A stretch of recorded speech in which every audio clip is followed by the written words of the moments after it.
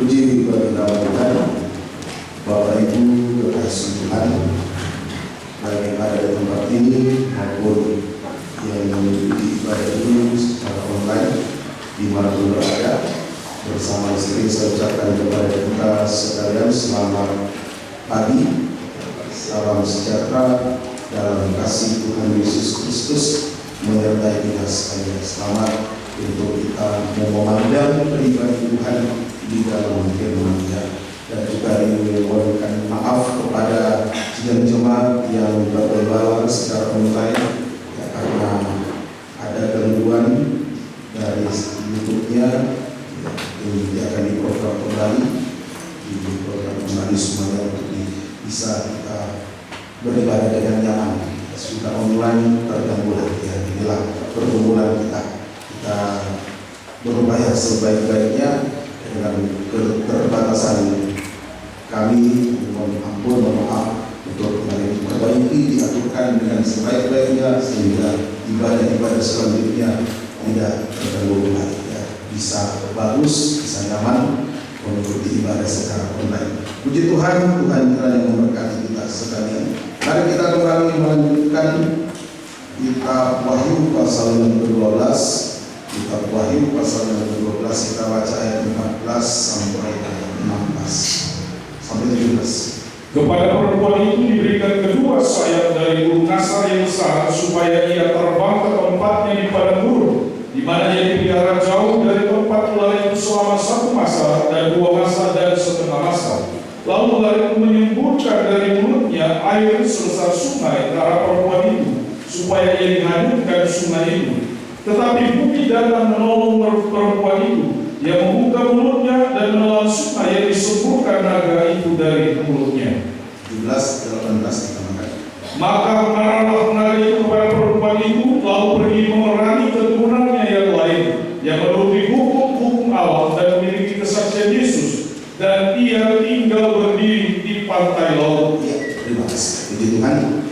Di sini kita lihat kepada sidang mempelai, Tuhan mengaruniakan 2 sayap burung nasar yang besar untuk menyingkirkannya ke padang gurun jauh dari mata antikris selama 3,5 tahun.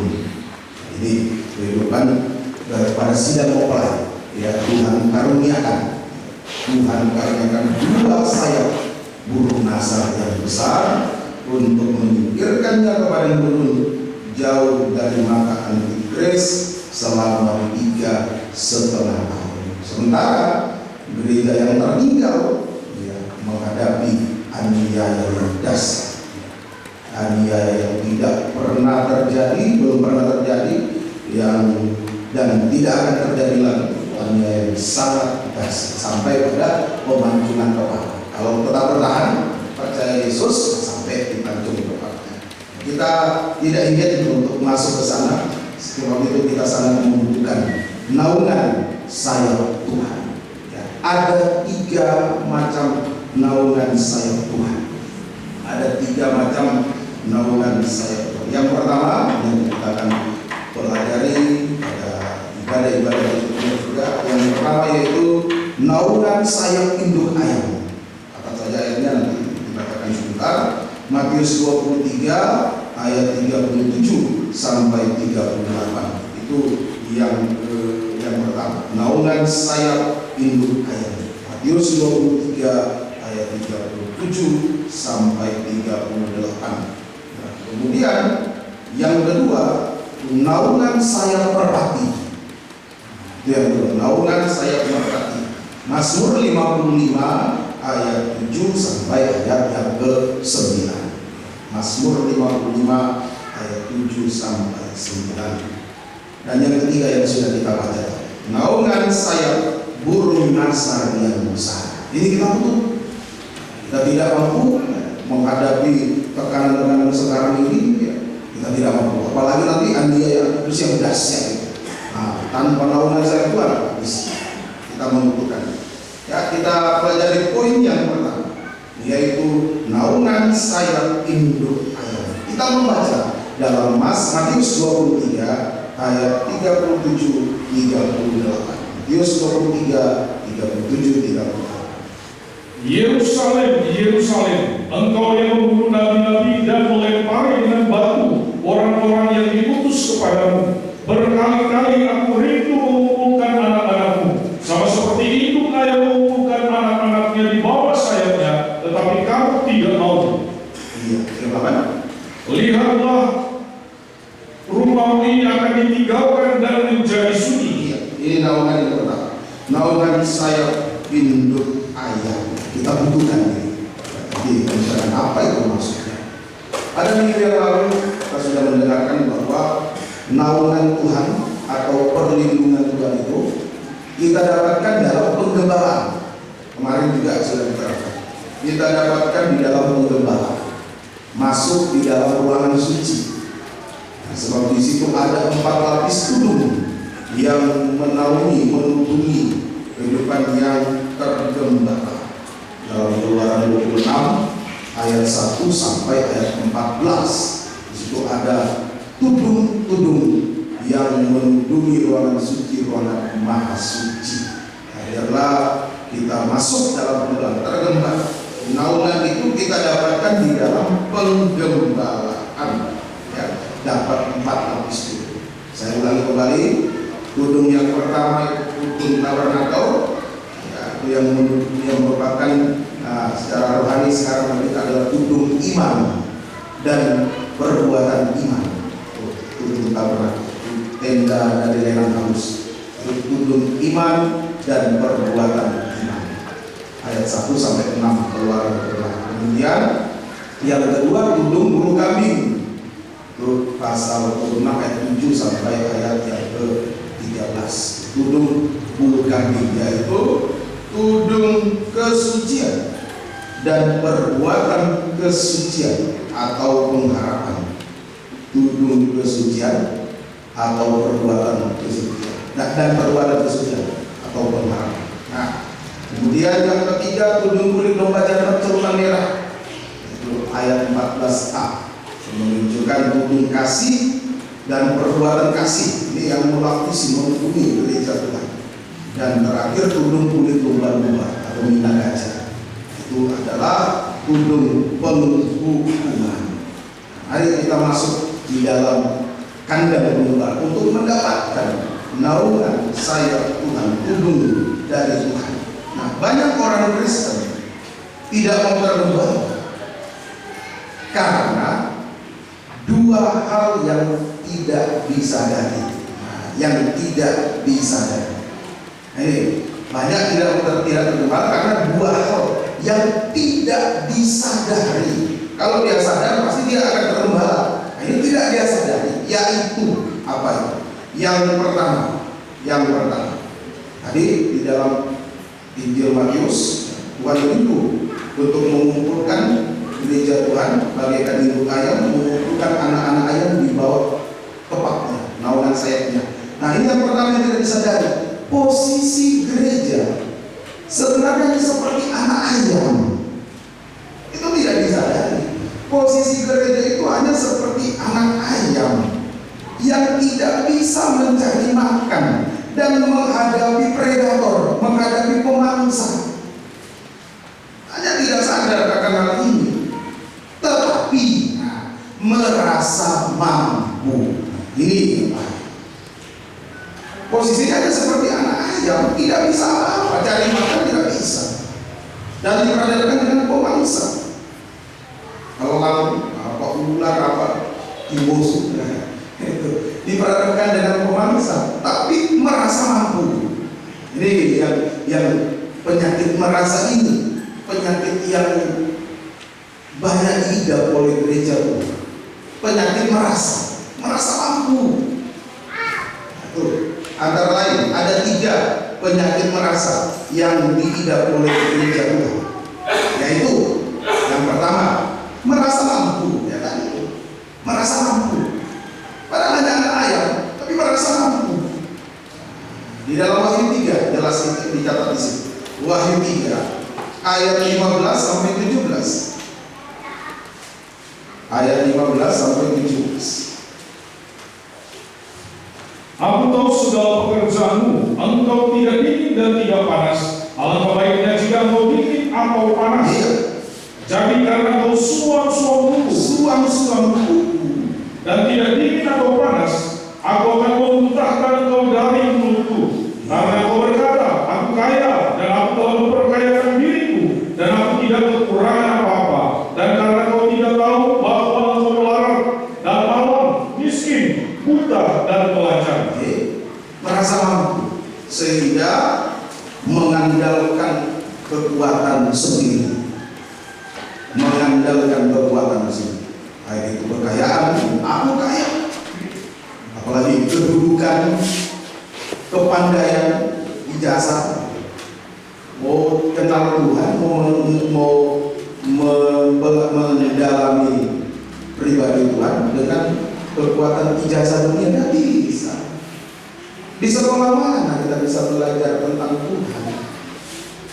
Sekolahnya hanya satu, universitasnya hanya satu, UKT, Universitas Kaki Tuhan. Dosennya 24 jam, itulah Yesus sendiri.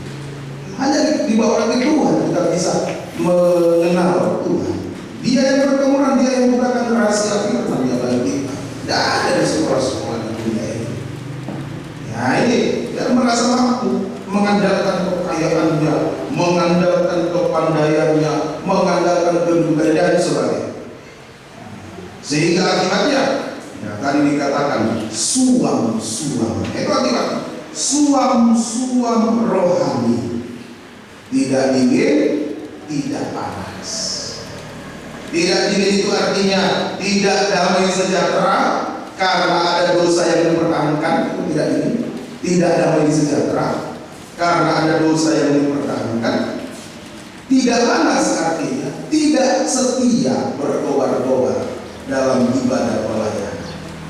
Kalau digabungkan tidak dingin tidak panas, tidak berubah hidupnya. Ada dosa dipertahankan, tidak setia, tidak berkobar, itu tidak berubah, tidak mengalami perubahan hidup, sehingga kehidupan seperti terancam untuk dimuntahkan oleh Tuhan, keluar dari pembangunan tubuh Kristus.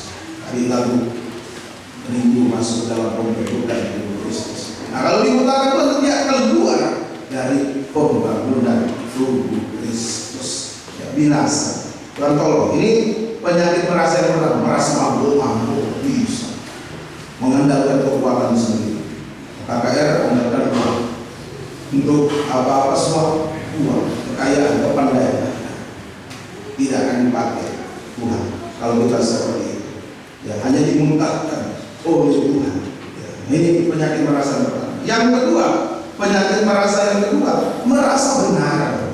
Merasa mampu, merasa benar. Lukas pasal 18 ayat 9 sampai 14. Lukas 18 ayat 9 sampai 14. Dan kepada beberapa orang yang menganggap dirinya benar, merasa benar, dan memandang rendah semua orang lain, Yesus mengatakan perumpamaan ini. Ada dua orang pergi ke bait Allah untuk berdoa. Yang seorang adalah Farisi dan yang lain pemungut cukai. Orang Farisi itu berdiri dan berdoa dalam hatinya begini, Ya Allah, aku mengucap syukur kepadamu karena aku tidak sama seperti semua orang lain, bukan perampok, bukan orang zalim, bukan berzina, dan bukan juga seperti pemungut cukai ini. Aku berpuasa 2 kali seminggu, aku memberikan 1/10 dari segala penghasilanku. Tetapi pemungut cukai itu berdiri jauh-jauh, bahkan ia tidak berani menghadap ke langit, melainkan ia memukul diri dan berkata, Ya Allah, kasihanilah aku orang berdosa ini. Aku berkata kepadamu, orang ini pulang ke rumahnya sebagai orang yang dibenarkan Allah, dan orang lain itu tidak. Sebab barang siapa meninggikan diri, ia akan direndahkan, dan barang siapa merendahkan diri, ia akan ditinggikan. Merasa benar. Ya, ini kehidupan seperti ini tidak bisa menerima kebenaran itu. Dia merasa benar. Firman datang, kita tidak bisa menerima. Oh, saya benar kok. Apa dosaku? Nah, tidak bisa menerima kebenaran Tuhan, sehingga untuk menutupi dosanya sendiri. Ya, dia menghakimi orang lain untuk menutupi dosa dan tidak bisa menyembah, tidak bisa menyembah Tuhan, tidak akan bisa menyembah Tuhan sampai akhirnya nanti menyangkal. Sudah tidak bisa menyembah, bahkan nanti menyangkal Tuhan. Ini yang kita harus perhatikan, jangan merasa benar. Kalau toh menyembah, kalaupun ada dia menyembah, tapi penyembahannya dalam tanda kesombongan, penyembahan dalam roh kesombongan, seperti orang Farisi ngomong ada, aku memberikan persetujuan, aku ini. Nah, ini menyembah dalam roh kesombongan. Yaitu apa itu menyembah dalam roh kesombongan? Yang pertama, merasa berjasa kepada Tuhan, merasa berjasa kepada Tuhan dan kepada sesama. Aneh banyak yang kalau bukan saya, aku loh. Nah, ini merasa berjasa. Ya, itu menyembah tapi dalam roh kesombongan. Kalau bukan saya, dia tidak akan bertobat. Bukan karena Tuhan. Sejak saya mulai Yahudi, dulu orang itu tidak beribadah, waktu berbagai yang lama. Nanti setelah saya kesini, dia udah akan beribadah. Kalau bukan permulaan itu ada. Merasa berjasa. Nah, merasa berjasa kepada sesama. Itu menyembah tapi dalam roh kesombongan. Yang kedua, roh kesombongan yang kedua, membanggakan sesuatu. Aku memberikan persetujuan, bangga. Tuhanku paling besar loh. Korbanku yang paling besar. Membanggakan sesuatu. Apa kita mau banggakan? Tuhan tahu kita. Ini menyembah dalam roh kesombongan. Dan yang ketiga, munafik. Lain di dalam, lain di luar. Banyak yang disembunyikan. Tidak cocok antara hati dan yang di luar. Perkataan, perbuatan tidak cocok antara hati dan perkataan berdua. Ini menyembah di dalam roh kesombongan, merasa benar. Ini penyakit yang kedua. Penyakit yang pertama tadi dibenarkan Tuhan akibatnya. Penyakit yang kedua tidak dibenarkan Tuhan. Tadi orang ini pulang sebagai pribadi dibenarkan Allah. Yang lain itu tidak. Yang lain itu yang orang Farisi tadi tidak dibenarkan Tuhan. Artinya tidak dibenarkan Tuhan, tidak mengalami pengampunan dosa. Tidak mengalami pengampunan dosa. Benar itu berarti dosa diselesaikan.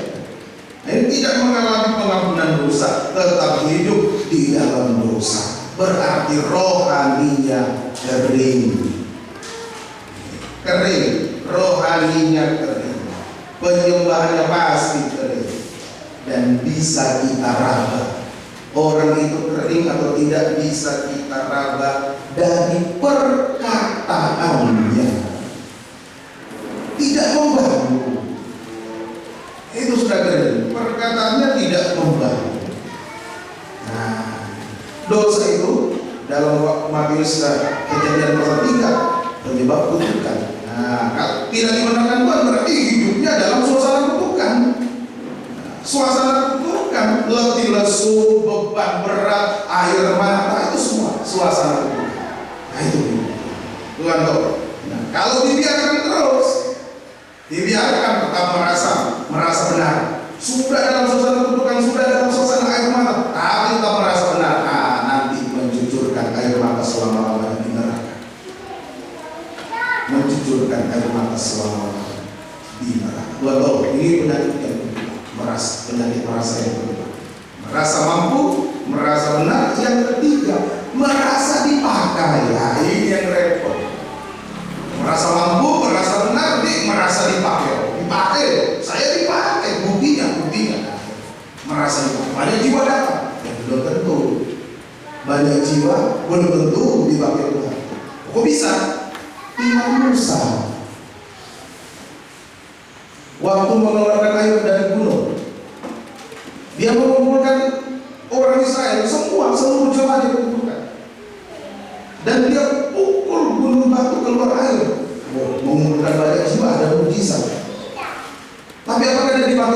saat itu? Tidak, buktikan. Tuhan tidak izinkan masuk Kanaan. Engkau melanggar kekudusan nama-Ku. Tidak boleh membawa bangsa ini masuk ke tanah Kanaan. Nah ini, jadi ukuran dipakai bukan banyak orang. Ini mujizat, bukan itu. Bukan. Ukuran dipakai bukan itu. Ya, taat dengan kebenaran itu ukurannya. Lakukan kehendak Tuhan. Mari baca Matius 7 ayat 21 sampai 23. Ini ukuran dipakai. Matius 7 ayat 21 sampai 23. Bukan setiap orang yang berseru kepada Tuhan, Tuhan akan masuk ke dalam kerajaan surga, melainkan ia melakukan kehendak Bapa-Ku yang di surga. Pada hari terakhir banyak orang yang berseru kepada Tuhan, Tuhan, bukankah kami bernubuat demi nama-Mu? Kalau dilihat di mata manusia dipakai ini, kemudian Dan mengusir setan demi nama-Mu, dipakai. dan mengadakan banyak mujizat demi nama-Mu juga. Ayat 23 ternyata hanya merasa dipakai. Pada waktu itulah Aku akan berterus terang kepada mereka dan berkata, Aku tidak pernah mengenal kamu, lenyaplah daripada kamu sekalian berbuat kejahatan. Tidak dipakai. Nah ini yang kita jaga. Tiga ini, tiga penyakit merasa mampu, merasa benar, merasa dipakai. Akibatnya diusir Tuhan. Merasa dipakai diusir. Haram. Membuat kejahatan. Dulu manusia berbuat dosa, diusir dari Taman Eden ke dunia yang fana ini. Dunia bahkan padang gurun. Nah, nanti terjadi lagi proses pengusiran dari dunia ini ke neraka. Gereja yang benar akan berkerajaan 1000 tahun damai masih di dunia ini, tapi sudah dibersihkan oleh Tuhan. Nah, ini tiga penyakit merasa. Tuhan, ini yang membuat gereja Tuhan tidak terkembang.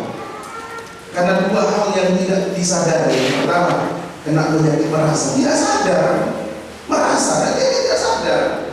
Apalagi kalau banyak jiwa datang, ada mujizat, merasa dipakai, sehingga tidak terkembang.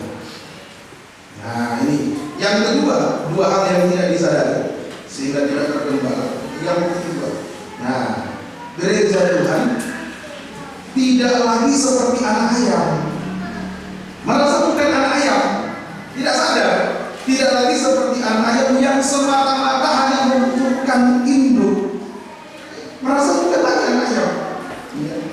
Dia tidak butuh lagi perlindungan induk, sehingga hanya mengejar keinginan daging yang lebih dari kebutuhan hidup.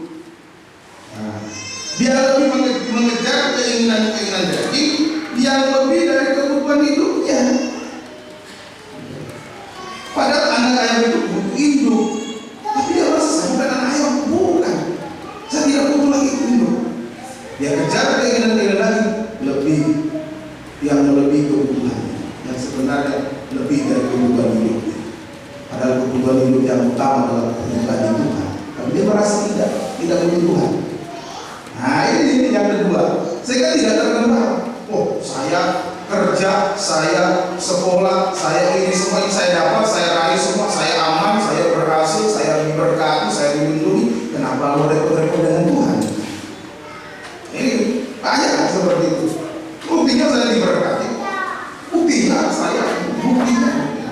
dibandingkan dia yang bekerja, dia yang terkembang. Nah, lihat bagaimana hidupnya. Lebih berhasil saya dan dia. Ini merasa bukan anak ayam. Ini yang kedua. Oh Tuhan tolong kita. Akibatnya karena ada keinginan, karena mengejar keinginan daging yang lebih dari kebutuhan hidupnya. Akibatnya menghadapi dunia yang semakin goncang, ikut goncang. Itu akibatnya. Menghadapi dunia yang goncang, ikut goncang. Stres, khawatir, ketakutan yang berlebihan, takut yang berlebihan. Nah, sampai binasa selama-lamanya. Ketakutan itu pembunuh utama manusia di akhir zaman. Belum mau mati sudah rasa mau mati. Itu mati benar. Takut, goncang, susah. Ya sebenarnya ada berkatnya. Susah benar. Tidak ada doi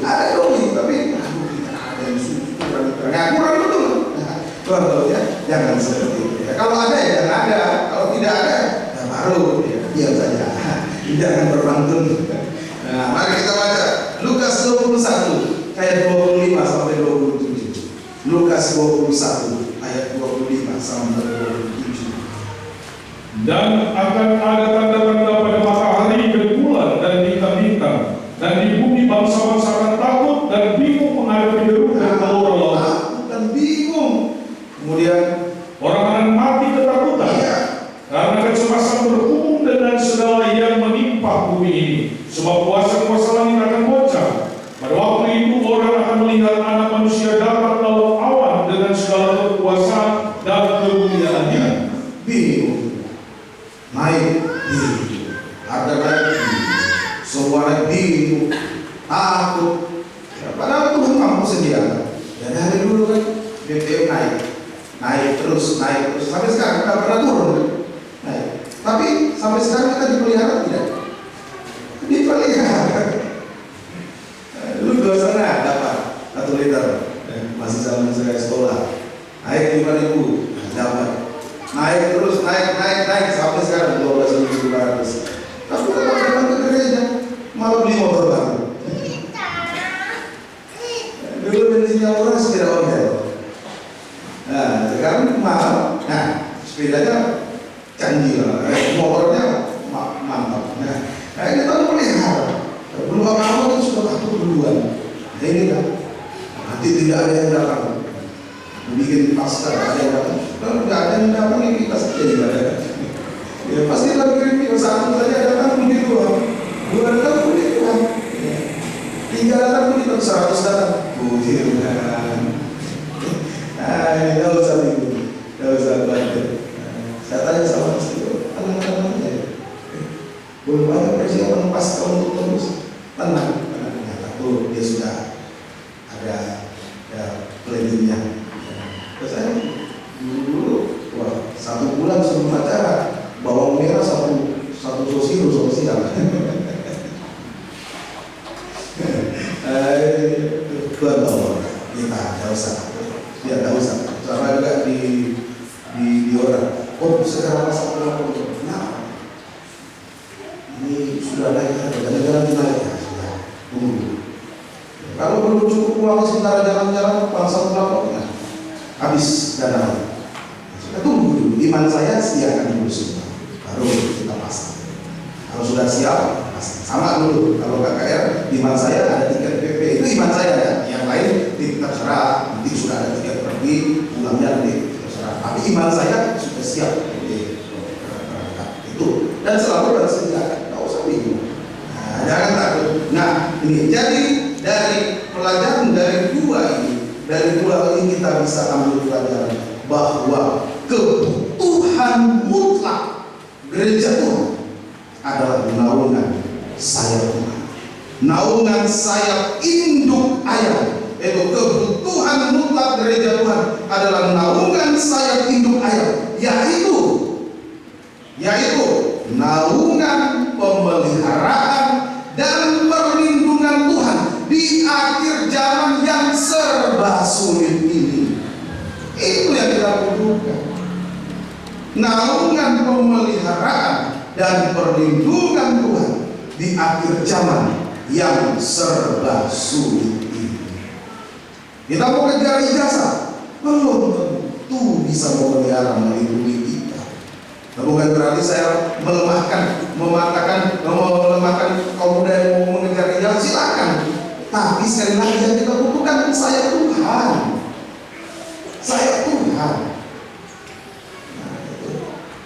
itu yang kita butuhkan hari-hari terakhir ini. Nah, sekarang kita belajar proses untuk mendapatkannya. Tuhan sudah sedia untuk menaungi kita. Tapi ada proses untuk mendapatkannya. Bagaimana proses? Yang pertama, ini proses mendapatkan naungan pemeliharaan dan perlindungan Tuhan. Yang pertama, 1 Yohanes 5 ayat 18 dan 19. 1 Yohanes 5 ayat 18 dan 19. Kita tahu bahwa setiap orang yang lahir dari Allah tidak berbuat dosa. Tetapi dia yang lahir dari Allah melindunginya, dinaungi. Orang yang lahir dari Allah mendapat naungan Tuhan, dan si jahat tidak dapat menjamahnya. Ya, 19. Kita tahu bahwa kita berasal dari Allah dan seluruh dunia berada di bawah kuasa si jahat. Seluruh dunia sudah berada di bawah kuasa si jahat. Ya, kalau orang mau demo ini, kamu khusus kamu dikuasai oleh kelompok ini, ya seluruh dunia berada di bawah kuasa si jahat. Bukan cuma kelompok A, kelompok B, kelompok C. Semua sudah berada di kuasa si jahat. Seluruh dunia. Jadi dimanapun kita berada, semua dikuasai si jahat. Tentera dikuasai si jahat, pemusuh dikuasai si jahat. Mau cuma ini orang ini ya, dikuasai si jahat. Nah, kita butuh naungan Tuhan. Nah, bagaimana prosesnya? Yang pertama, lahir baru. Setiap orang yang lahir baru lewat baptisan air yang benar. Nah, ini penentu. Jadi bukan kita anggap baptisan air ini cuma sekedar saja sakramen di gereja, sekedar saja aturannya. Bukan. Ini penentu kita dapat naungan atau tidak. Kalau baptisannya tidak benar, tidak dapat naungan kita. Kalau baptisannya benar, pasti dapat naungan dari Tuhan. Itu penentu itu. Banyak digampangkan baptisan air. Yang penting gini, yang penting begitu. Loh, itu penentu. Biar cuma dikasih air sedikit, biar pakai abu, biar pakai bendera. Yang penting bukan itu ya. Harus benar. Syaratnya benar, pelaksanaannya benar, hasilnya benar. Maka dapat perlindungan. Diulang-ulang tidak mengapa. Syarat baptisan air yang benar. Roma 6 ayat 2. Nih syarat yang pertama. Roma 6 ayat yang kedua. Sekali-kali tidak, bukankah kita telah mati bagi dosa? Bagaimanakah kita masih dapat hidup di dalamnya? Syarat saya mati bagi dosa sama dengan bertobat. Belum bertobat cemplung. Wah, ikut-ikutan, Anda dapat perlindungan, tidak dapat mati bagi dosa. Mati terhadap dosa sama dengan bertobat. Baru pelaksanaannya orang mati dikubur. Kalau namanya dikubur, posisi orang dikubur berbaring, bukan duduk, bukan jongkok. Lalu saja jenazah ini dikasih baju jongkok. Berbaring, dan dari ujung rambut sampai ujung kaki tenggelam semua. Kita dikubur dalam air. Sudah itu pelaksanaan, tidak usah lagi. Itu pelaksanaan baptisan air yang benar. Ya, dikubur bersama Yesus dalam air dan bangkit bersama Yesus dalam hidup yang baru. Hidup ya, ditangani juga oleh hamba yang benar. Ada meterai Allah Tritunggal yang jelas. Itu pelaksanaan. Maka kita akan bangkit dalam hidup yang baru. Hidup lama tadi dalam dosa. Hidup baru, hidup tanpa dosa. Tidak mau berbuat dosa, itu hidup baru. Tidak mau berbuat dosa. Kalau hidup lama berbuat dosa, dikuburkan sudah. Sekarang kita hidup baru. Hidup baru tidak mau berbuat dosa. Sama dengan hidup benar, baru dapat perlindungan. Hidup benar di dalam segala hal. Muji bagi nama. Ini kita hubungi yang sudah dibaptis periksa pelaksanaan syaratnya dulu. Pelaksanaannya periksa juga. Benar tidak? Sesuai firman tidak? Kalau tidak benar, ya, berarti belum dibaptis. Pelaksanaannya tidak benar. Oh, dulu syaratnya tidak benar. Nah, tapi pelaksanaannya benar. Oh, bagaimana? Ya, tinggal cuci kaki, kata Yesus. Dalam Yohanes 13, siapa yang sudah mandi, tinggal basuh kakinya. Kalau sudah benar pelaksanaannya, tapi syaratnya dulu belum benar, tinggal tampur Tuhan, ampuni saya. Begitu. Saya juga melaksanakan syaratnya dulu tidak benar. Hanya disuruh masuk saya tidak bertobat. Tapi pelaksanaannya benar, syaratnya tidak benar. Setelah dengar firman di malam, bukan diulang lagi, tidak. Perbaiki syaratnya, minta ampun, saya minta ampun sama Tuhan. Sekarang hasilnya harus benar. Hidup dalam kebenaran dalam segala hal. Maka Tuhan akan melindungi kita sehingga tidak bisa dijamah oleh si jahat. Amin. Tidak bisa dijamah. Orang benar tidak bisa dijamah oleh si jahat. Tidak bisa. Tuhan tahu. Nah, di dalam ada ayat mengatakan orang benar 7 kali jatuh baru bangkit lagi. Tidak bisa dijamah oleh sejarah. Artinya tidak bisa dijamah oleh sejarah. Artinya tidak jatuh atau gugur dari iman.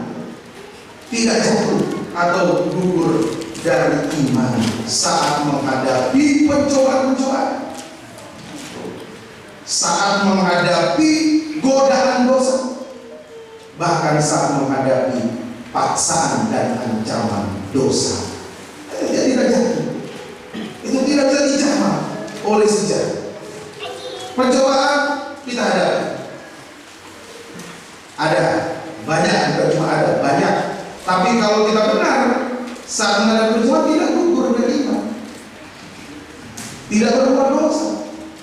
Nah, ini yang dimaksud dengan tidak bisa dijamah oleh sejarah. Dan yakinlah, si jahat tidak menjamah kita, berarti kita dijamah oleh Tuhan. Amin.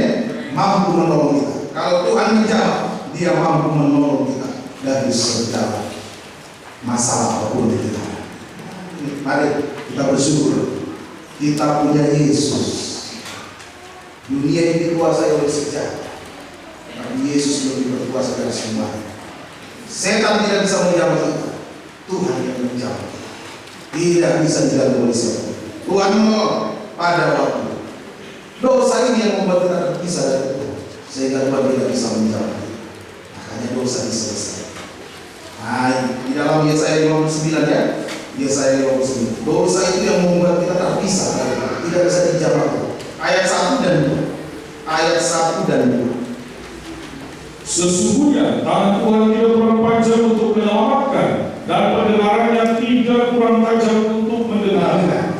Tetapi yang merupakan pemisah antara kamu dan Allah ialah segala kejahatan, dan yang membuat Dia menyembunyikan diri terhadap kamu sehingga Ia tidak mendengar ialah segala dosa.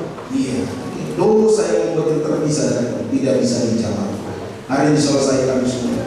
Hari-hari terakhir bukan untuk menambah dosa, tapi untuk menyelesaikan dosa, biar kita selalu dalam jamahan Tuhan. Yang sudah dibaptis, pelaksanaan sudah benar. Hari berjuang sungguh-sungguh hari terakhir untuk hidup dalam kebenaran. Mari saya mengikuti ibadah pemakaman secara online, saya tidak datang langsung di Gedoro. Bapak Gembala dari Miko, kalau tidak benar mau melayani dari mana? Beliau saksi naik motor, dan ada surat-surat di kantor polisi. Mau kemana? Dari surat-surat tidak ada surat. Saya pendeta Pak, mau melayani. Saya pendeta Pak, mau melayani. Oh, biar pendeta harus surat-suratnya ada. Mohon maaf Pak, saya mohon maaf. Sudah kali ini saya maafkan, silakan lewat. Tidak benar. Ini para pengerja gue ini dengan si Panggil bawa mobil ambil nyerempet orang. Itu ya pasti salah ya, kalau mobil kalau ambil nyerempet orang. Dikejar orang, dikejar, dicegat mereka. Langsung mereka tidak mohon maaf, kami pendeta. Jadi kalau pendeta boleh keluar. Jadi kalau pendeta boleh keluar. Kalau tidak benar, jangan pakai bawa pendeta. Saya pendeta Pak, saya tidak punya SIM Pak, tapi saya mau melayani Pak. Kalau tidak benar, ya mari ya, semoga kita bisa hidup benar. Nah, itu yang kita perjuangkan, maka dapat naungan Tuhan. Yang kedua, proses mendapatkan naungan perlindungan Tuhan. Wahyu 3 ayat 10. Wahyu 3 ayat 10. Karena engkau menuruti firman-Ku untuk tekun menantikan Aku, maka Aku pun akan melindungi engkau dari hari pencobaan yang akan datang atas seluruh dunia untuk mencobai mereka yang diam di dunia. Iya, ini yang kedua. Menuruti firman. Teireko. Nah, Bapak Gembala saya disampaikan. Teireko. Maka Aku akan melindungi. Teireko. Nah, dilindungi oleh Tuhan. Yang menuruti firman. Taat dengar-dengaran pada firman. Taat pada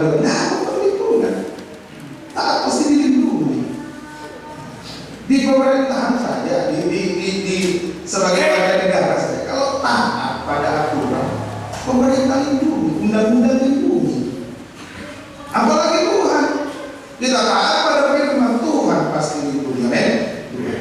Puji Tuhan. Nah, taat itu karakter domba yang tergembala.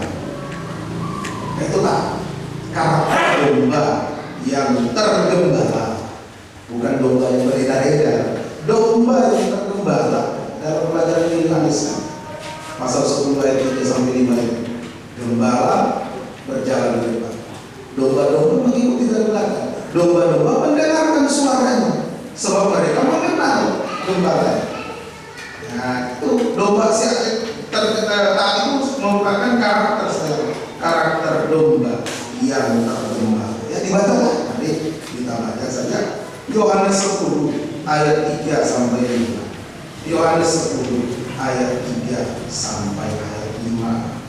Untuk dia menjaga muka pintu, dan domba-domba mendengarkan suaranya, dan ia memanggil domba-dombanya masing-masing menurut namanya, dan menuntunnya keluar. Jika semua domba yang telah dibawanya keluar, ia berjalan di depan mereka, dan domba-domba itu mengikuti dia, karena mereka mengenal suaranya. Tetapi suara asing pasti tidak mereka ikuti, malah mereka lari daripadanya, karena suara orang-orang asing tidak mereka kenal. Itu belajar. Itu karakter domba yang tergembala. Nah, jadi sesudah lahir baru lewat baptisan air yang benar, ada kelanjutannya. Orang benar harus tergembala dengan benar. Maka naungan itu tidak akan pernah dicabut dari kita. Nah, sesudah lahir baru hidup benar tadi, lanjutkan tergembala dengan benar dan baik. Naungan Tuhan itu kita nikmati. Tidak ada yang bisa mengganti. Coba lihat ruangan suci itu, tidak ada jendelanya, hanya pintu saja. Itu pun ditutup. Tidak ada jendela, ada 4 lapis udung. Sudah dipapani dengan papan-papan jenang, kasih kayu lintang lagi, dikasih 4 lapis udung. Angin tidak masuk. Nah, itu dilindungi. Pengaruh-pengaruh dari luar tidak masuk. Pengaruh-pengaruh dunia tidak masuk. Itu dalam perlindungan Tuhan kita. Kalau tergembala dengan benar dan baik, ya. Amsal 12 ayat 26. Tuhan melindungi kita. Puji bagi nama Tuhan. Amsal 12 ayat 26. Orang benar mendapati tempat penggembalanya, tetapi jalan orang fasik menyesatkan mereka sendiri. Orang benar mendapati tempat penggembalaan. Kita tergembala demi dapat pemeliharaan perlindungan Tuhan. Nah, kalau kita merasa mampu, ya silakan. Tidak usah tergembala kalau merasa mampu. Tapi karena kita sadar kita ini hanya hidup, hanya anak-anak. Tidak mampu kita menghadapi ular, menghadapi burung awang, menghadapi binatang-binatang pemangsa dan predator. Tidak mampu kita. Masuk saja kandang pengembala. Tuhan sudah siapkan perlindungan asumsi tergembala dengan benar. Puji. Jadi tergembala itu merupakan sikap berjaga-jaga untuk tetap hidup benar. Itu tergembala merupakan sikap berjaga-jaga untuk tetap hidup benar. Berjaga-jaga. Kalau kita di luar kena angin, kena debu pasir, dosa masuk, ajaran palsu masuk, jadi tidak benar. Tapi kalau tergembala bentuk sikap berjaga-jaga untuk tetap hidup benar dan ditingkatkan pada hidup suci. Bukan cuma benar, hidup suci. Suatu saat bisa hidup sempurna seperti Yesus. Nah, itu tempat berjaga-jaga. Penggembala tempat berjaga-jaga. Kita meningkatkan menjaga kebenaran, kita meningkatkan pada hidup suci. Hidup suci itu adalah kebenaran yang teruji. Itu suci. Kebenaran yang teruji. Kita benar, dapat ujian, tapi tetap tidak mau berbuat dosa. Nah, itu hidup suci. Itu hasil pengembangan. Ada perlindungan Allah Tritunggal, ada perlindungan dari gembala yang berdosa. Istri saya waktu KKN tidak tergembala, sudah tidak tergembala, dulu masih punya. sudah tidak tergembala karena pakaian. Tapi ada perlindungan dari Tuhan lewat doa penyokong gembala. Jangan sampai hilang. Datang peramal di tempat posko saya, semua diramal. Oh ini. Tapi dia tidak bisa tembus, tidak bisa terawal. Kamu orang Kristen? Iya, oh pantas. Tidak bisa diterawal. Dilindungi. Teman-temannya mayoritas laki-laki dan orang-orang tak beragama, tapi dapat perlindungan juga. Nah, itu. Kalau tidak tergembala, sudah jadi anak mantunya adalah lain. Bahwa kemarin tergembala dengan benar, dapat perlindungan kehidupan kita. Nah, kebenaran meningkatkan pada kesucian. Kita betul-betul menjadi kehidupan yang dijaga, dipelihara oleh Tuhan. Ya, tergembala dengan masuk kandang kemarin diterangkan, masuk kandang pengembala, tekuni 3 mata pada pokok. Dengar pada suara gembala, taati firman penggembala atau makan firman. Memang untuk masuk kandang, masuk melalui pintu yang sempit. Diulangi lagi supaya kita lebih mantap. Untuk masuk kandang pengembalaan harus melalui pintu yang sempit. Itu sama dengan perobekan daging, penyaliban daging. Harus mengalami perobekan daging, penyaliban daging. Ada yang harus sampai ikuti siaran bunda, karena benar gembala itu perobekan daging, penyaliban daging. Saya tanya kok siaran bunda terus? Kok sejarahnya tidak bagus. Jadi yang dulu selesai ibadah di download dulu, nggak bisa. Kalau mau live ya tinggal pakai telepon. Kalau mau suka lihat dulu kan nggak bisa. Itu suatu perbaikan daging. Datang jauh, datang ke sini, suatu perbaikan daging. Saya juga sebagai gembala melayani 3 macam ibadah itu penyaliban perbaikan daging. Nah ini masuk pintu yang sempit, tapi di balik pintu yang sempit ada padang rumput. Nah diulangi bacalah Yohanes 10 ayat 9 dan 10. Yohanes 10 ayat 9 dan 10. Jangan lihat pintu sempitnya. Lihat di balik pintu sempit itu. Kita baca ayat 9 dan 10. Akulah pintu, barang siapa masuk melalui aku, ia akan selamat, dan ia akan masuk dan keluar dan menemukan padang rumput. Pencuri datang hanya untuk mencuri dan membunuh dan membinasakan.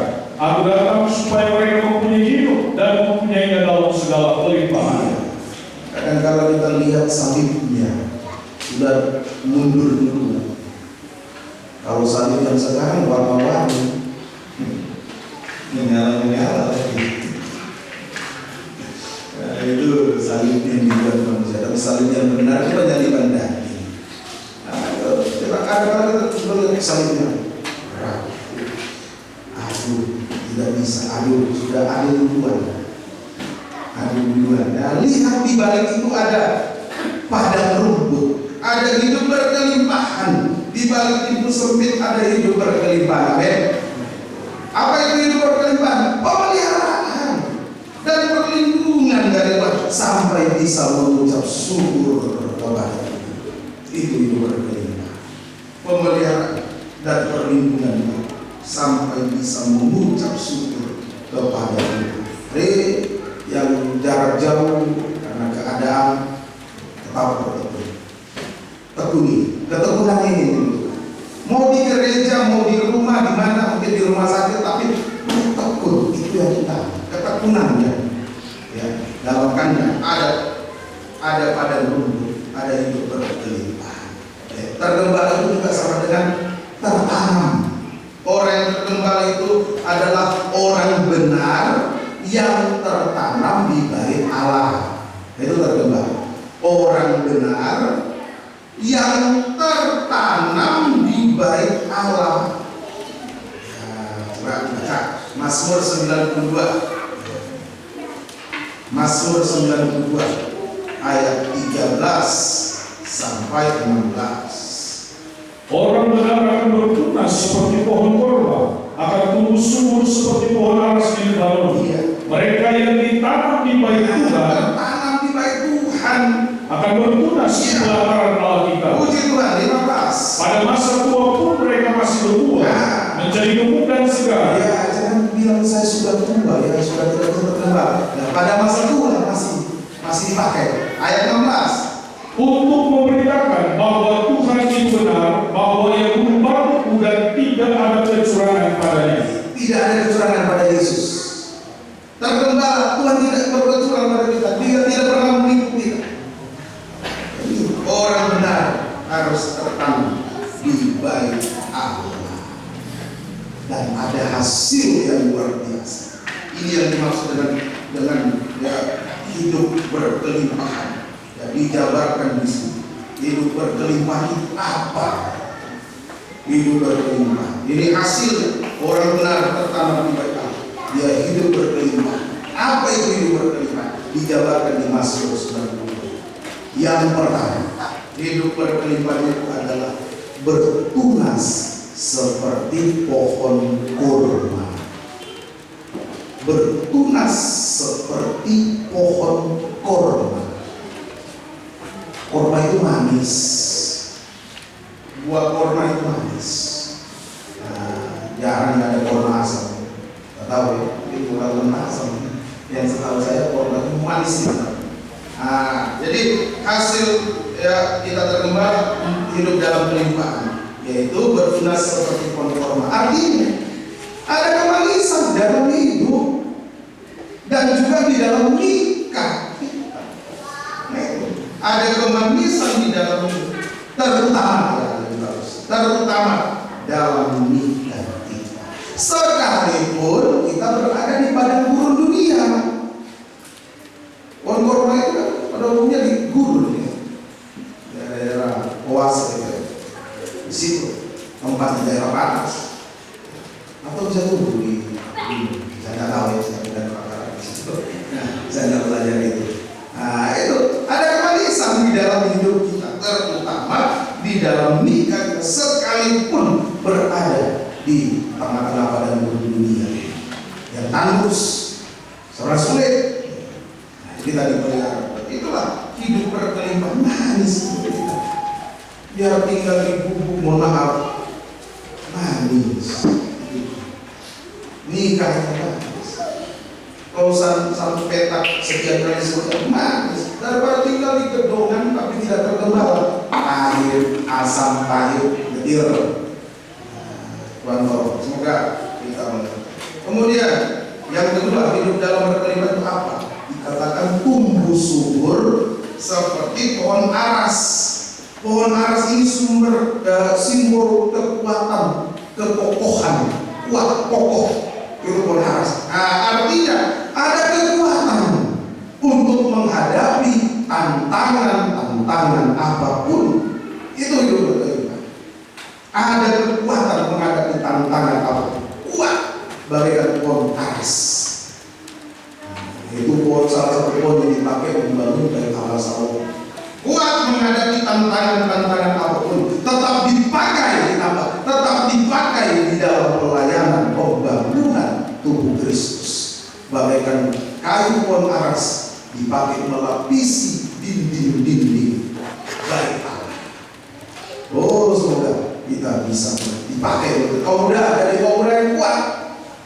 Dosa sekarang begitu luar biasa. Tapi orang tergembala kuat, tidak mau itu berbuat dosa, tidak mau terjadi oleh dosa. Itu yang kedua, hidup berkelimpahan. Dan yang ketiga, sampai masa tua pun tetap berbuah, tetap gemuk dan segar. Jangan bilang orang kurus tidak bergembala lagi ya. Main gemuk itu yang bergembala bukan. Tetap berbuah, gemuk dan segar. Artinya apa ini? Tetap berbuah, gemuk, segar. Arti yang pertama, sekalipun usia tua, tetap dipakai Tuhan. Berbuah itu berguna, tetap dipakai Tuhan, berguna.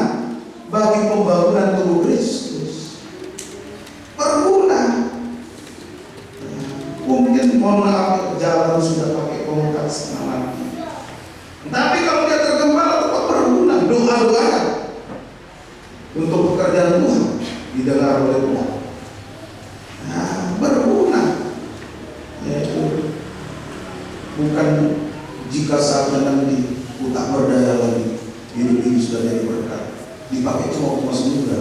Kalau sudah tidak berdaya, sudah lulus, sudah tidak dipakai. Oh tidak. Bagi Tuhan tidak. Kalau di dunia ya iya. 50, 60 tahun pensiun, tidak lanjut lagi karirnya. Tapi kalau dia dapat Tuhan, mau 60 tahun, 70 tahun, 100 tahun, kalau dia masih mampu sampai bukan berdekat umur sampai sini, tetap dipakai Tuhan orang terlemah. Tetap dipakai oleh Tuhan. Oh semoga kita bisa puji bagi nama Tuhan. Itu arti pertama, berbuah gemuk dan segar. Arti yang kedua, berbuah gemuk dan segar. Artinya dipelihara Tuhan menjadi berkat bagi orang lain sampai di masa tua. Nah, jangan takut kalau saya sudah tua, anak-anak saya sudah tidak perhatikan. Aduh, bagaimana ya? Saya tinggal di panti jompo saya. Tidak. Tetapi pelihara Tuhan bisa menjadi berkat bagi orang lain sampai di masa tua. Itu orang tergembala. Tidak ditinggalkan Tuhan sampai masa tua pun. Aku Yesus tetap hidup, dan sampai masa putih rambutku aku menggendongmu. Kasih biar putih, jangan dicet, tidak digendong katanya. Ya, dipakai Tuhan, tetap dipakai oleh Tuhan, jangan takut. Dan hasil yang ketiga, berbuah gemuk dan segar, berubah. Dari manusia daging menjadi manusia rohani. Jangan saya sudah susah, sudah lama banyak dosa saya bukan sudah 70 tahun dulu setelah banyak dosa bisa kalau terkenal bisa bisa berubah itu berubah. Sekarang usia tetap segar. Lalu nenek-nenek orang tua yang ada di bawah tetap sekarang melayani Tuhan. Biasa saya membimbing, madu dia tahu Tuhan. Dia anak sehat-sehatnya orang tua. Sehat dipakai Tuhan, tapi segar. Ayo yang masih muda, kalau orang tua semangat datang beribadah, yang muda-muda ini lebih semangat lagi. Yang tua berbuah segar, yang muda tidak berbuah kurus layu. Semoga kita bisa melihat. Ini hasil kalau kita terkembang mau menuruti, mau taat pada firman Tuhan. Itu proses yang kedua yang mendapat naungan. Terakhir, proses pertama tadi kita berbayar, hidup benar, lahir baru, hidup dalam kebenaran. Kemudian setelah lahir baru benar, proses kedua tergembala, tetap naungan Tuhan ada sampai di masa tua. Dan yang ketiga, ini proses untuk mendapat naungan. Yesaya 57 ayat 13. Yesaya 57 ayat 13. Apabila kau berteriak, biarlah berhala-berhala melepaskan kau, mereka semua akan ditiup angin, akan diterbangkan hembusan nafas. Tetapi orang yang berlindung kepadaku akan mewarisi negeri dan akan memiliki gunungku yang kudus. Ini yang ketiga. Singkirkan segala berhala. Itu yang ketiga. Singkirkan segala berhala sehingga kita bisa mengasihi Tuhan dan berharap sepenuh kepada Tuhan. Singkirkan segala. Kita bisa mengasihi Tuhan dan berharap sepenuh kepada Tuhan. Apa itu berhala yang kita mau singkir? Apa itu yang dimaksud dengan berhala? Yang pertama, berhala ini yang harus kita singkir. Segala sesuatu yang lebih kita kasihi daripada Tuhan, itu berhala. Segala sesuatu yang lebih kita kasihi daripada Tuhan. Bentuknya macam-macam. TV bisa jadi berhala. Kalau meninggal kita nonton terus tidak pernah baca Alkitab, tidak pernah menyembah. HP bisa jadi berhala, banyak lah.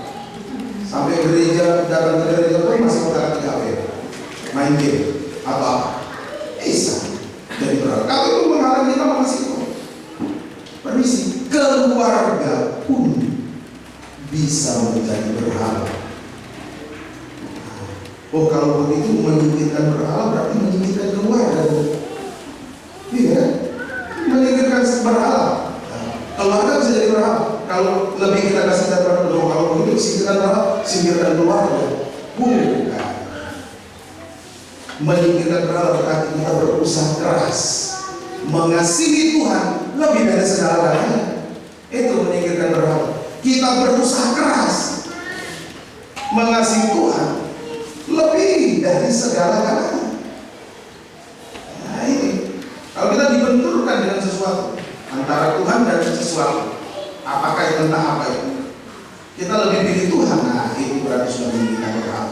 Kalau kita lebih pilih sesuatu daripada Tuhan, nah masih ada. Nah, itu singkirkan segala sesuatu yang lebih kita kasih daripada Tuhan. Nah, tidak kita upaya keras lebih mengasihi Tuhan daripada segala sesuatu. Oh, saudara, kita bisa. Ya, itu berhala yang pertama. Berhala yang pertama. Berhala yang kedua, kedekilan, kekerasan hati. Ya, 1 Samuel 15 ayat 23. Ini berhala yang kedua, kekerasan hati. 1 Samuel 15 ayat yang ke-23. Sebab pendurhakaan adalah sama seperti dosa bertelur, dan kedekilan adalah sama seperti menyembah berhala. Yang terakhir sama seperti menyembah berhala dan terakhir. Karena engkau telah menolak firman Tuhan, maka Ia telah menolak engkau sebagai raja. Tuhan tolong. Semoga kita bisa.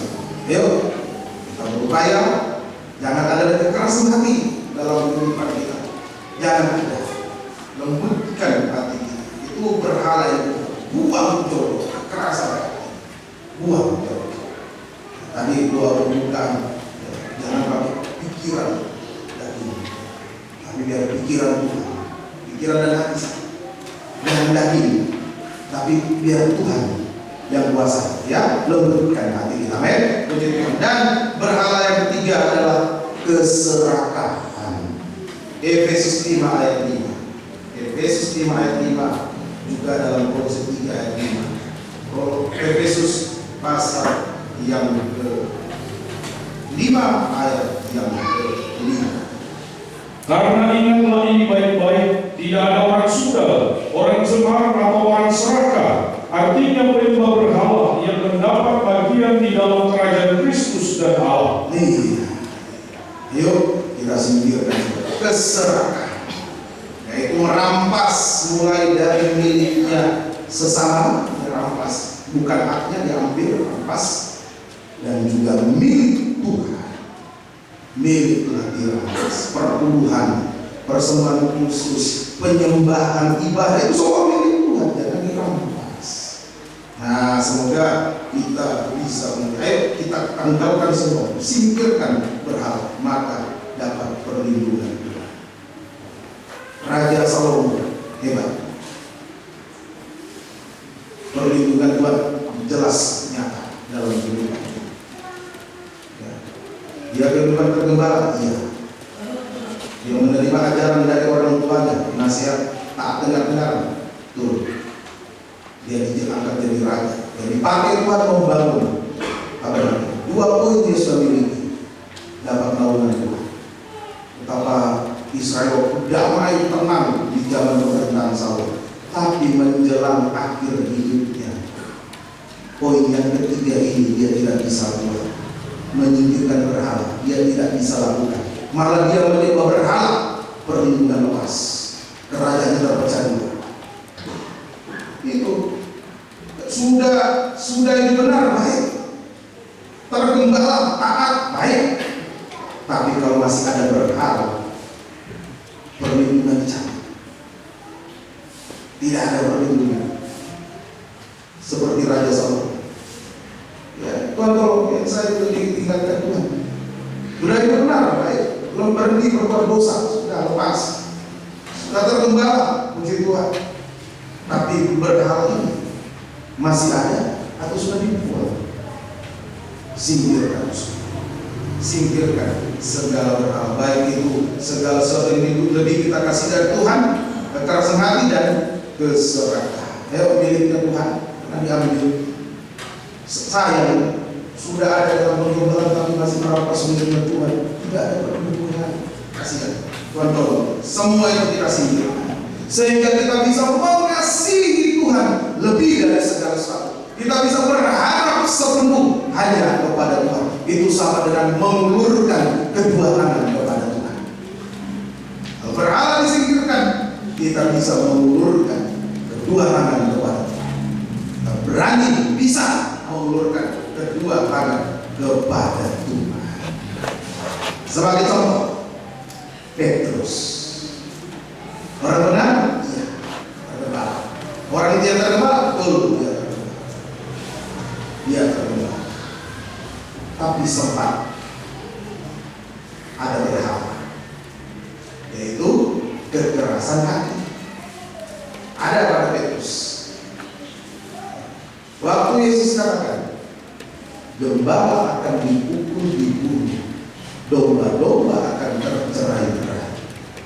Aku akan ditangkap dibunuh, kamu semua akan tercerai, kamu semua akan tergoncang imannya. Itu peringatan dari Tuhan Yesus. Seharusnya sikap Petrus, doakan kami Tuhan, doakan kami Guru Yesus. Petrus keras hati.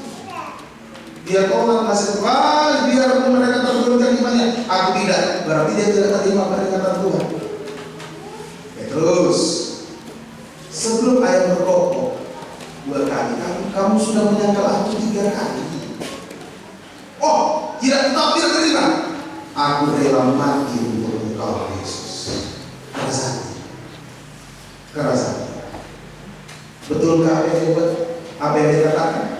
Omong doa, nako, no extreme or only. Itu tidak ada praktik ngomong. Yesus ditangkap lari. Waktu itu dia sudah jauh di halaman rumah Imam besar Kayafas menyangkal Yesus.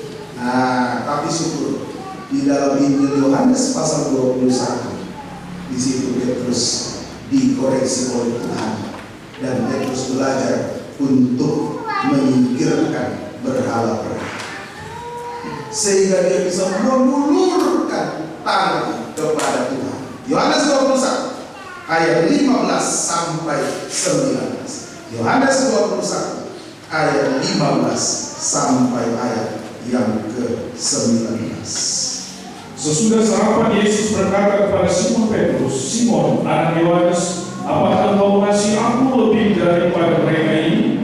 Jawab Petrus kepadanya, "Benar Tuhan, engkau tahu bahwa aku mengasihi engkau." Nah, ini Yesus ingin supaya Petrus lebih mengasihi Tuhan daripada yang lain. Tidak ada lagi berhala.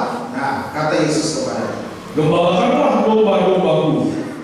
Kata Yesus sampai 17 langsung sama juga bahasanya. Kata Yesus kepadanya untuk ketiga kalinya, "Simon anak Yohanes, apakah kau mengasihi aku?" Maka sedih hati Petrus karena Yesus berkata untuk ketiga kalinya, "Apakah kau mengasihi aku?" Dan dia berkata kepadanya, "Tuhan, engkau tahu segala sesuatu. Engkau tahu bahwa aku mengasihi engkau." Kata Yesus kepadanya, "Gembalakanlah domba-dombaku." Berhala disingkirkan. Ayat 18 tadi ditambah sampai 19. Nah, begitu berhala disingkirkan, 18-19 Petrus bisa mengulurkan tangan. "Aku berkata kepadamu, sesungguhnya ketika engkau masih muda, engkau mengikat pinggangmu sendiri dan engkau berjalan kemana saja kau kehendaki. Tetapi jika engkau sudah menjadi tua, engkau akan mengulurkan tangan." Dia bisa mengulurkan tangan. "Dan orang lain akan mengikat engkau dan membawa kau ke tempat yang tidak kau kehendaki." Dan hal ini dikatakannya untuk menyatakan bagaimana Petrus akan mati dan memuliakan Allah. Sesudah mengatakan demikian, dia berkata kepada Petrus, "Ikutlah aku." Iya, yang kita belajar contoh kehidupan yang mendapat naungan Tuhan. Itulah Petrus. Sempat poin yang ketiga tadi untuk mendapat naungan tidak ada pada Petrus. Dia ada dalam hatinya ada berhala, keras hati. Dia tidak bisa mengasihi Tuhan. Dia lebih mengasihi nyawanya, lari menyangkal Yesus daripada mengasihi Tuhan. lewat penggembalaan. Inilah pentingnya penggembalaan. Petrus mendapat penyucian, Petrus mendapat pembaharuan. Dia bisa menyingkirkan berhala kekerasan hatinya. Ayat 15 sampai 17 itu adalah penggembalaan. Dikaitkan dengan penggembalaan, gembalakan atau domba. Petrus bisa tergembala. Ayat 18-19, Petrus bisa mengulurkan tangan kepada Tuhan. Siang ini, mungkin hidup benar sudah kita lakukan. Taat, masuk ke kandang penggembalaan sudah kita kerjakan. Tetapi berhala masih ada. Ada sesuatu yang lebih kita kasih daripada Tuhan. Masih ada kekerasan hati, masih ada keserakahan dalam hidup kita. Dalam firman penggembalaan, biar itu disucikan, dimakan, singkirkan itu untuk kita bisa mengulurkan tangan kita kepada Tuhan, mengasihi Tuhan lebih dari segala-galanya. Amin. Ulurkan tangan kepada Tuhan. Sebelum Petrus mengalami penyucian pembaharuan, sempat dia mengulurkan tangan kepada Tuhan. Satu kali dia mengulurkan tangan kepada Tuhan. Sempat dia mengulurkan, yaitu waktu dia tenggelam. Ketika Yesus berjalan di atas air, murid-murid tetap tahan. Yesus bilang, tenang, aku ini, jangan takut. Petrus bilang, kalau itu engkau Tuhan, suruhlah berjalan mendapati engkau. Kapan? Udah turun perahu jalan, 1 langkah, 2 langkah.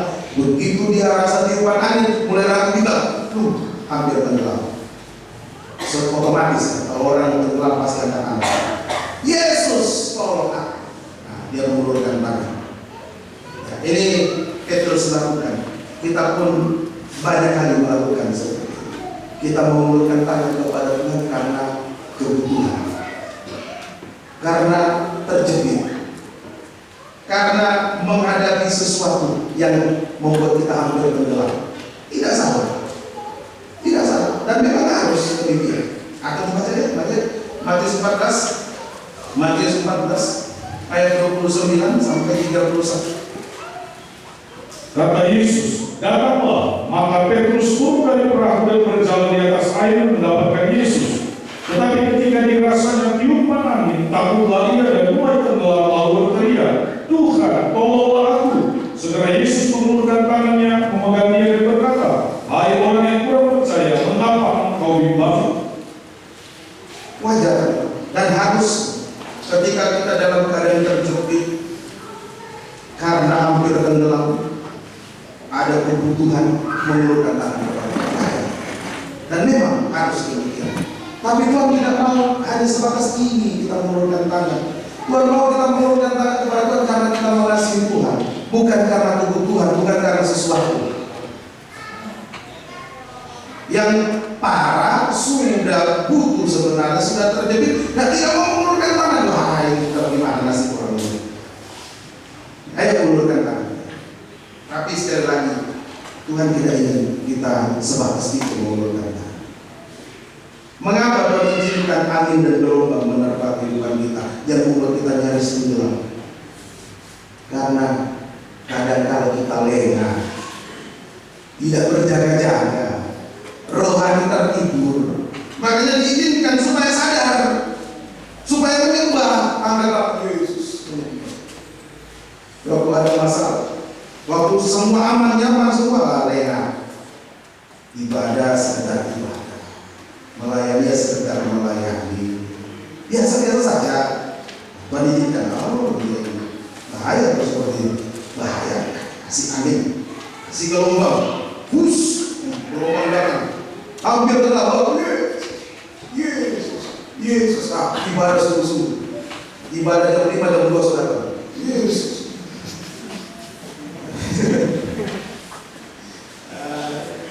Belum diumumkan doa puasa, tanya dulu sama Pak Dokter, bagaimana kamu puasa? Mau suka puasa? Waktu dulu, waktu aman-aman, diumumkan puasa tidak datang-datang. Tanya kapan puasa? Kapan doa sama orang buku ini Pak Dokter? Buku loh Pak Dokter. Iya kan, kamu sudah terjepit. Oh Yesus. Nah, Tuhan beribu, kita mengulurkan tangan.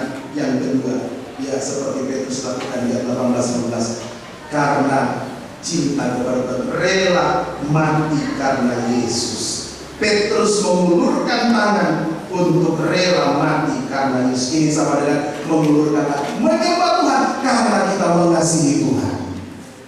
Bukan karena mau ini mau itu, bukan. Kita menyembah karena kita mau mengasihi Tuhan. Mengulurkan tangan karena mengasihi Tuhan. Buktinya apa? Buktinya kita menyembah karena mengasihi Tuhan, rela berkorban apa saja, bahkan nyawa untuk Tuhan. Itu. Oh, semoga ya kita bisa, saya juga ya, belajar untuk menyembah karena mengasihi. Karena kalau aman-aman ya menyembah, tapi air matanya kurang. Karena jarang menangis ya, kalau kasih masalah supaya nangis. Nangis. Nah, sekarang kita mau angkat tangan kepada Tuhan. Karena aku mengasihi Engkau. Rela berkorban apa saja untuk Tuhan, sampai nyawa kita untuk Tuhan. Dan Tuhan tidak menipu. Begitu kita mengulurkan tangan kepada Tuhan, memang sudah dari dulu Tuhan sudah siap. Dia sudah siap mengulurkan tangannya kepada kita. Tuhan siap mengulurkan tangannya kepada kita untuk menolong kita, menyelesaikan segala masalah kita, bahkan untuk menuntun kita sampai ke Yerusalem yang baru. Beberapa ayat lagi, Wahyu 7 ayat 17. Wahyu 7 ayat 17. Sebab anak domba yang di tengah-tengah takhta itu akan menggembawakan mereka dan akan menuntun mereka ke mata air kehidupan, dan Allah akan menghapus segala air mata dari mata mereka. Kita mengulurkan tangan, Tuhan mengulurkan tangan kepada kita. Dia menuntun kita sampai ke Yerusalem yang baru. Menuntun itu berarti Tuhan memakai. Yerusalem baru itu mempelai wanita, tubuh Kristus. Tuhan menuntun sampai ke Yerusalem baru, artinya Tuhan memakai kita di dalam kegerakan yang besar, kegerakan pembangunan tubuh Kristus. Ini sedang menuju pada kegerakan besar. Sekarang mulai kegerakan terjadi, akan menuju pada kegerakan yang lebih besar, kegerakan pembangunan tubuh Kristus. Kita dipakai semua oleh Tuhan. Amin. Nah, waktu yang terdekat tanggal 20, ya, biar kita melibatkan diri supaya tanggal 26 di Palu, ya, tidak bisa datang, ya, doa, ya, tidak bisa datang, ya, doanya dibutuhkan, doa. Ya, puji Tuhan. Ya, tentu juga hanya dengan juga, ya, juga doi. Tuhan mempersiapkan semuanya. Ya, yang penting kita mengulurkan tangan saja kepada Tuhan. Tuhan mengulurkan tangan, dia tuntun, dia pakai itu.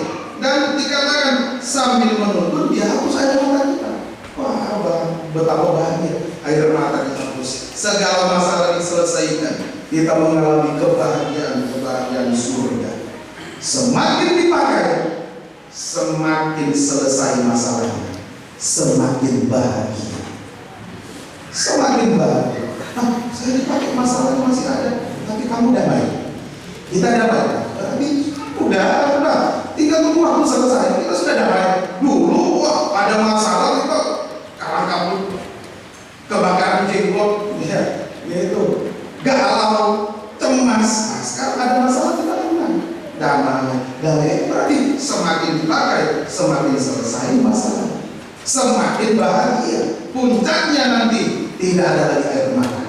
Ya, kita bersama Yesus selama-lamanya di Yerusalem baru, bahagia bersama Yesus selama-lamanya. Di sana tidak ada air mata. Kita duduk di tahta Yesus menjadi mempelai wanita yang sempurna. Ayat terakhir, Wahyu 21 ayat 4, Wahyu 22 ayat 1. Wahyu 21 ayat 4, Wahyu 22 ayat 1. Puji bagi nama Tuhan. Dan Ia akan menghapus segala air mata dari mata mereka, dan maut tidak akan ada lagi. Tidak akan ada lagi perkabungan atau ratap tangis atau duka cita, sebab segala sesuatu yang lama itu telah berlalu. Iya, pasal 22 ayat 1. Lalu Ia menunjukkan kepadaku sungai air kehidupan yang jernih bagaikan kristal dan mengalir keluar dari takhta Allah dan takhta anak domba itu. Iya, puji. Semakin dipakai, semakin selesai masalah, semakin bahagia. Puncak kebahagiaan masuk Yerusalem baru. Tidak ada lagi air mata. Kita melayani Tuhan selama duduk bersanding dengan Yesus di tahta surga, tahta Yerusalem. Ayo, banyak mengulurkan tangan kepada dulu, mungkin mengulurkan tangan kepada bumi karena terjepit. Kenapa? Nah, sekarang kita mengulurkan tangan karena mengasihi Tuhan, rela korban segala-galanya untuk Tuhan. Tuhan Yesus memberkati kita sekalian. Aku mengasihi Engkau Yesus. Haleluya. Haleluya. 22 nyanyian Tuhan. Aku mengasihi Engkau Yesus. Haleluya. Kita bangkit berdiri.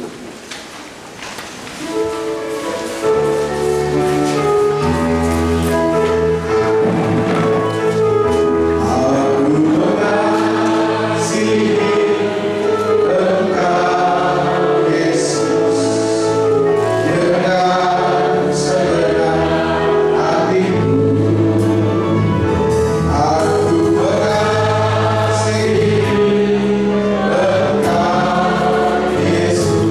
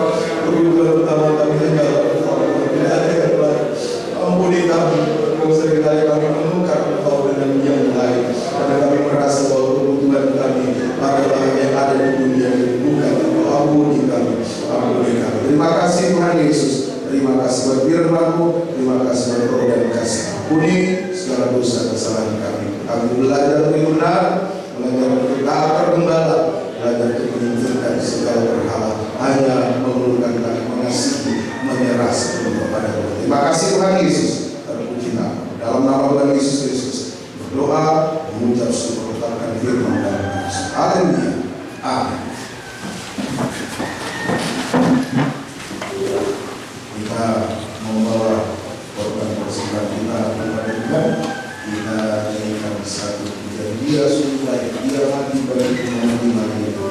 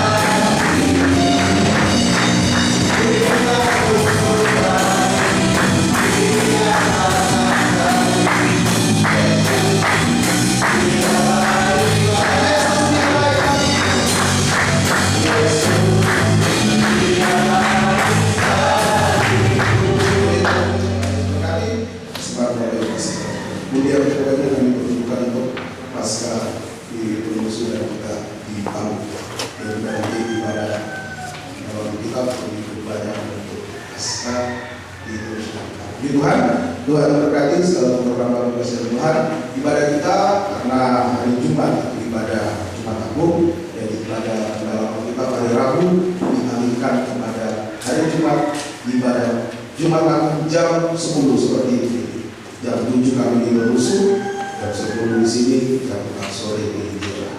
Kemudian hari Sabtu doa penyembahan jam 4:30, dan hari Minggu ibadah Paskah jam 10 pagi juga. Jam sudah 7 diorang jam 4 sore. Jadi Tuhan, saya tadinya Sabtu mengisi doa puasa, tapi saya tidak berani mengkonsep karena saya hari Jumat 3 kali, hari Sabtu lagi doa puasa. Saya itu hari Sabtu Minggu nanti lagi 3 kali, minggu depannya Paskah terus. Jadi kita puasa masing-masing, tetap berdoa, tetap serahkan kepada Tuhan supaya ibadah Paskah kita Tuhan bukan firman, kita jalan bersama. Puji Tuhan, Tuhan Yesus berkati. Kemudian untuk jemaat yang rindu ikut ke Palu, ada sebenarnya mendaftar untuk bisa diaturkan konsumsinya di antara jumlah, karena kita tidak masak, kita catering. Puji Tuhan. Kemudian untuk Paskah masih di bulan Semar yang mau berkorban, silakan diserahkan kepada istri saya. Puji Tuhan, Tuhan Yesus berkati kita sekalian. Kita bangkit berdiri dan kami tetap kita tenaga di Senin, tetap ada di dalam Berusuh untuk mempersiapkan ibadah Paskah yang kita akan besok di Terima kasih Tuhan Yesus. Mengucap syukur buat kebaikan Tuhan sudah berkati dalam ibadah pelayanan pada siang hari ini. Firman-Mu sungguh tertanam termeterai dalam kami semua, dan kami dimampukan untuk bisa melakukan mempraktekkan firman. Berkati segala pengorbanan waktu, tenaga, harta, amat Tuhan Tuhan. Balas berkati semua saudara pembangunan Kristus yang sempurna. Ingat kami satu dan kembali kedua kali, jangan ada satupun yang tertinggal dan binasa.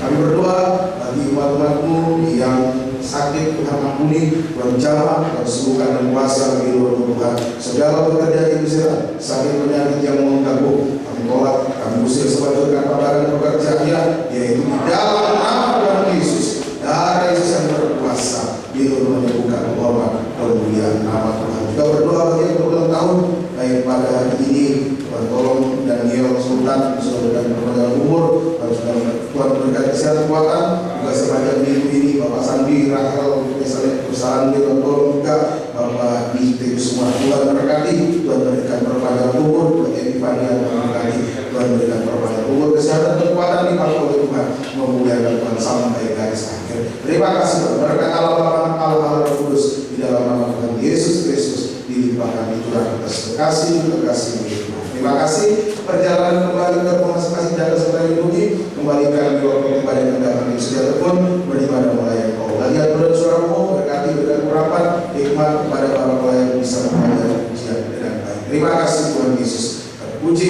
nama Tuhan. Ampuni segala dosa kesalahan kami. Ibadah Paskah persekutuan tanggal 20 tanggal 26 tanggal 3 Mei berdasarkan dalam kasih buka firman sebagai pembuka jalan segala sesuatu. Terima kasih Tuhan.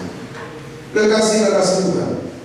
Mulailah dari malam berkat anugerah dan sejahtera dan cinta kasih sayang dari Allah Bapa, Engkau dan Allah Roh Kudus di dalam nama Tuhan Yesus Kristus menyertai kita sekalian mulai saat ini sampai Kau sekarang kembali kedua kali menjemput kami sebagai mempelai wanita yang sempurna. Dalam nama Tuhan Yesus kami berdoa dan syukur. Haleluya. Amin. Ada juga berita buka cuci dari Bapak Alam Kairifan, teman saudara